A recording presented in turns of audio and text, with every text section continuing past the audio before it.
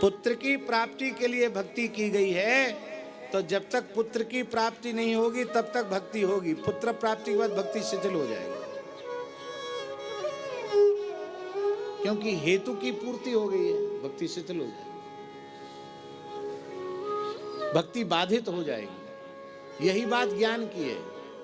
ज्ञान में भी कोई हेतु होगा तो उस हेतु की पूर्ति होने के बाद ज्ञान बाधित हो जाएगा।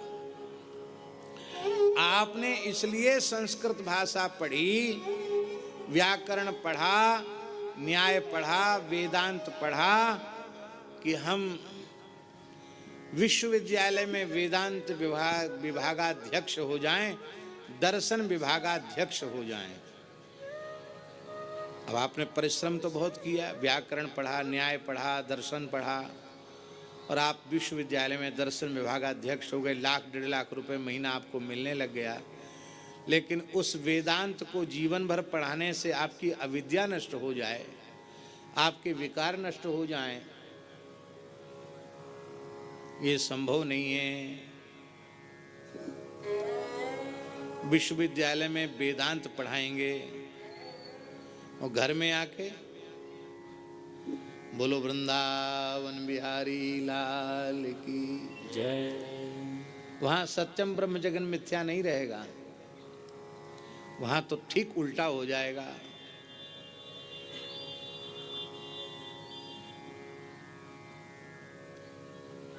ज्ञान किसी काम में नहीं, उधर पूर्ति के काम में आएगा और किसी काम में नहीं आएगा, क्योंकि उस ज्ञान में हेतु है, अहेतु ज्ञान, और वह ज्ञान प्रेम लक्षणा निष्काम भक्ति से ही प्रकट होता है। वो ज्ञान कभी लुप्त नहीं होता। यही बात वैराग्य की है।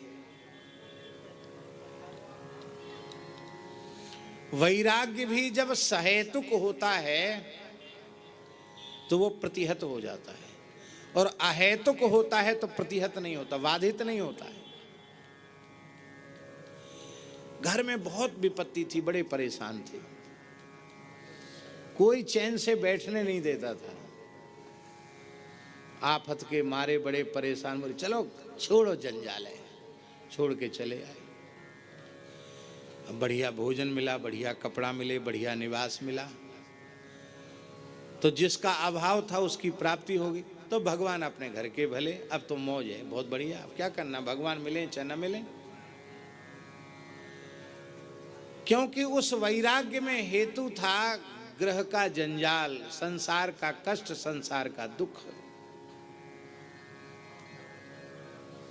हम लोग कहते हैं कि पहले जब घर छोड़ा था उस समय जैसा वैराग्य था, ऐसा ही रहता तो अब तक राम जी मिल गए होते। सही बात यह है कि न पहले था न अब है, क्योंकि सहेतुक वैराग्य होता है वही नष्ट होता है।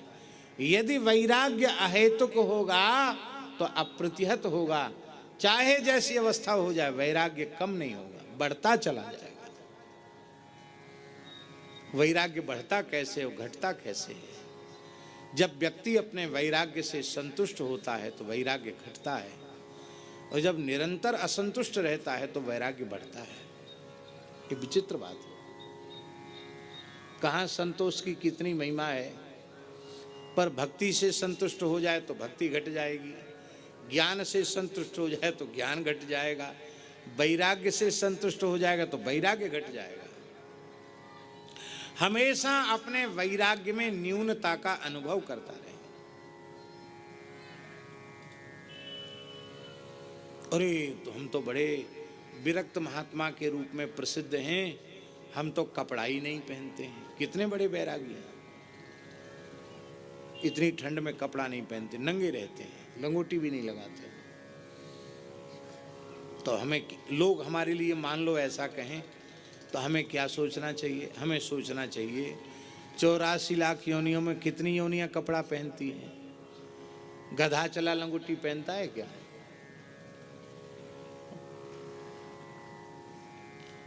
वो तो नहीं पहनता।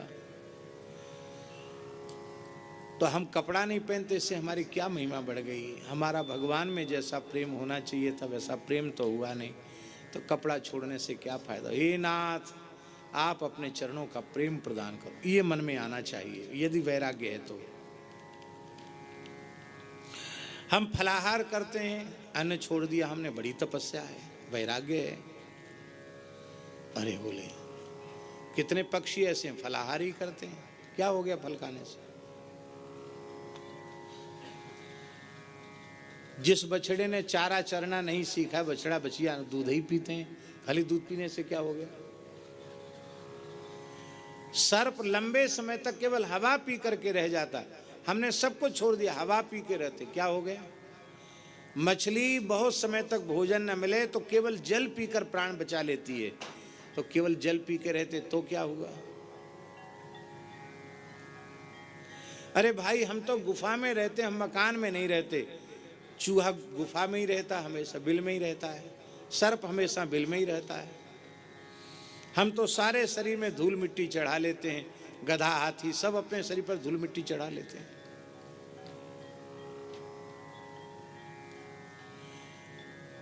हम ये नहीं कह रहे कि ये सब बेकार है, ये हम बिल्कुल नहीं बोल रहे हैं, पर हम ये बोल रहे हैं कि इतना ही हो गए और इतने से ही हम संतुष्ट हो जाएं तो हम घाटे में रहे।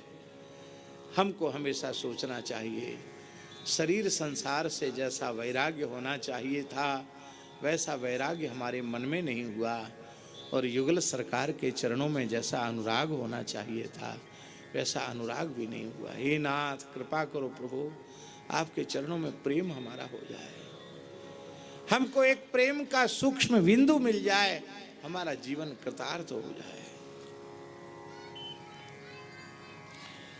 ये भाव मन में रहेगा तभी तृणादपि सुनीचेन तरोरपि सहिष्णुना अमानिना मानदेन कीर्तनीय सदा हरि।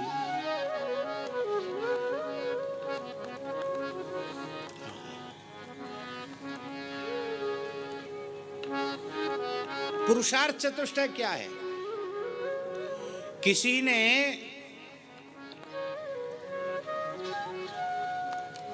बड़ी विधि पूर्वक धर्म अर्थ काम और मोक्ष इन चारों पुरुषार्थों की पूर्ति का प्रयत्न किया, साधन किया, बहुत विवेक पूर्वक।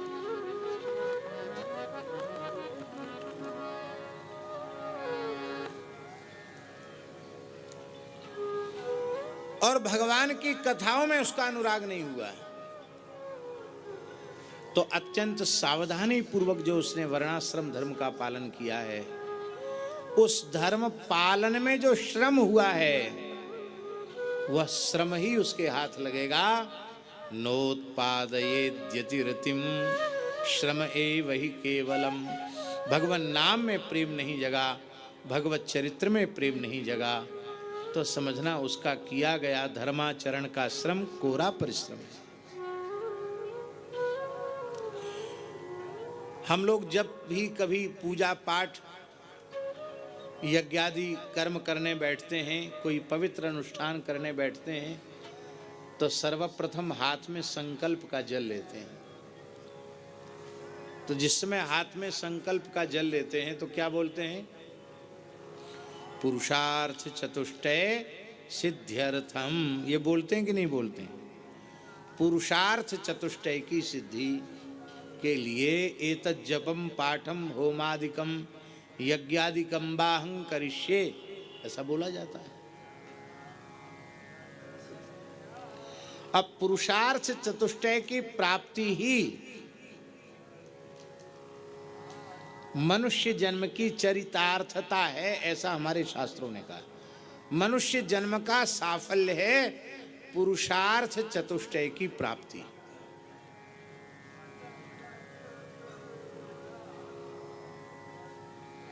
और इसी प्रयत्न में धर्मनिष्ठ मनुष्य लगा रहता है, फिर भी उसका प्रयत्न सफल नहीं होता है।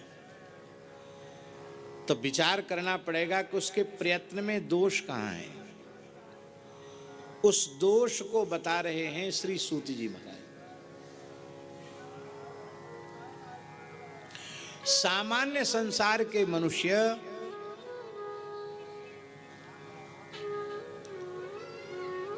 धर्म का फल अर्थ मानते हैं।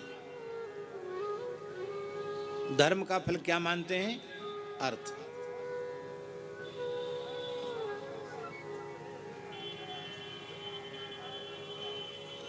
धर्म का फल अर्थ मानते हैं।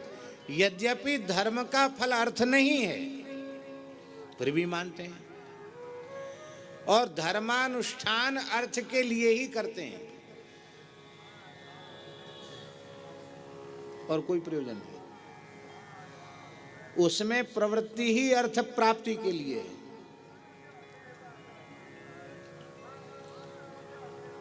आचार्य की, ब्रह्मा की, ऋतुजों की प्रवृत्ति भी अर्थ प्राप्ति के लिए, बढ़िया दक्षिणा मिले। वक्ता की भी प्रवृत्ति इसीलिए और यजमान की भी प्रवृत्ति इसीलिए। सबके मूल में अर्थ है। और कान खोलकर सुन लें, जिस धर्म के मूल में अर्थ है वो विशुद्ध धर्म नहीं है।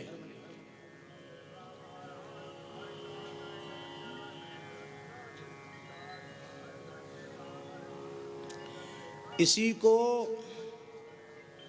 महाभारत में व्यास जी ने कहा, न ब्याजेन चरेत धर्मम,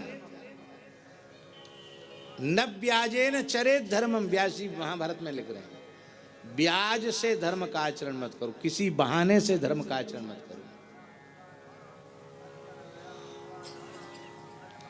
एक जगह तो महाभारत में भगवान व्यास ने यहां तक लिख दिया है, जब तक मनुष्य के भीतर धन के प्रति आकर्षण रहता है, लोभ की वृत्ति रहती है, तब तक उसके द्वारा विशुद्ध धर्म का आचरण नहीं होता। व्यास जी लिख रहे हैं।